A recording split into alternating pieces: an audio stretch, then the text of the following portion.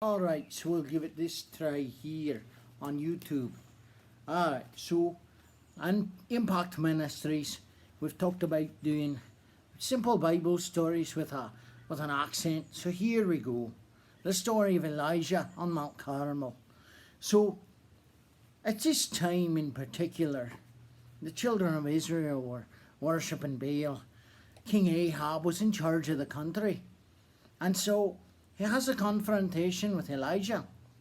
And he tells Elijah, "Are you the troublemaker running around here starting trouble, causing problems?"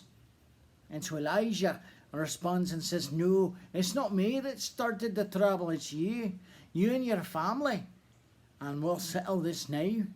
So you gather all your prophets of Baal, all 450 of them, and get the other 400 or 500 that eat with Jezebel." Once again, go back and read in 1 Kings chapter 18.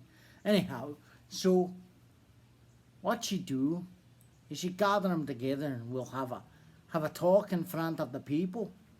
And so they gathered the children of Israel together, and he told them, he said, "There's 450 prophets of Baal, and just me serving the Lord. And so here's what we'll do. We'll have a competition. 2 bulls. They'll have their bull. They choose their bull first. They cut him up, throw him in the wood pile, but not set fire. And then I'll do the same. I'll grab a bull, cut him up, put him on the wood, but I'll not start the fire. I'll not set fire to it. And then whichever God answers first is the true God and the one rightful one you should serve." Aye, and so they agreed to it. They said it sounded good. So then the prophets of Baal cut their bull up, and they prayed, and there's not an answer to be heard. And so they prayed harder, and they screamed louder. They started hurting themselves, cutting and slashing, screaming. Now, it came about this time that Elijah got a little bit funny with them. Starts making fun of them. "Hey, maybe your God just can't hear you. Speak louder. Scream harder. Oh, you're cutting yourself.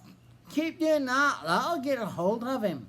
Maybe he's deaf. Maybe he can't hear you. Maybe somebody needs to go wake him up. I don't know."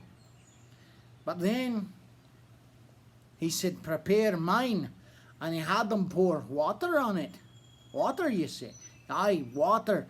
They poured water on a sacrifice that was supposed to burn. And they didn't just do it once, they did it several times.